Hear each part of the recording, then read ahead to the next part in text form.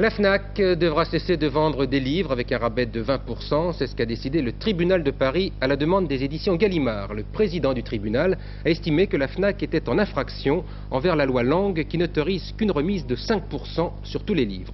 Une mesure destinée à protéger les libraires contre les grandes surfaces. Les explications d'Ève Mettet et de Geneviève Moll.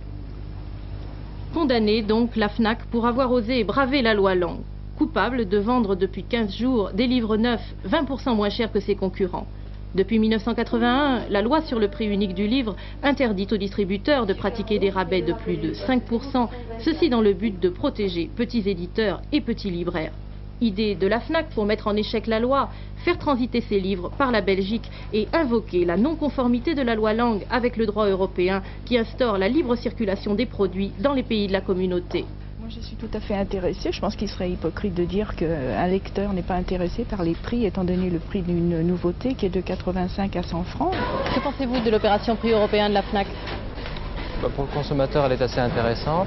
À partir du moment où on paye un peu moins le livre, un peu moins cher le livre. Maintenant, reste à savoir s'ils pourront continuer l'expérience et si vraiment la loi Lang se défend par la protection des petits libraires.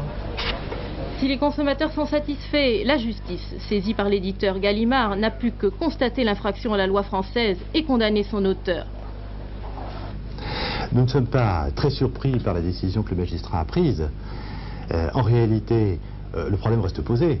Et c'est le problème de fond, c'est le problème de la conformité de la loi sur le prix imposé français avec les dispositions du traité de Rome.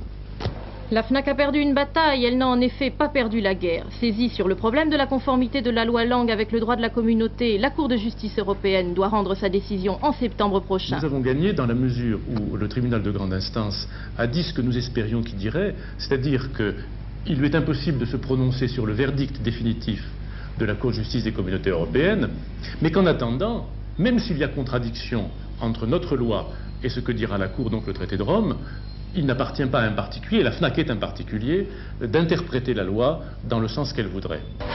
La FNAC a annoncé qu'elle appliquera le jugement rendu ce matin, mais rien que ce jugement, qu'elle estime peu contraignant pour elle, puisqu'il l'obligerait à retirer de ses ventes seulement les livres Gallimard et seulement à Paris, soit 5% des ouvrages visés par l'opération.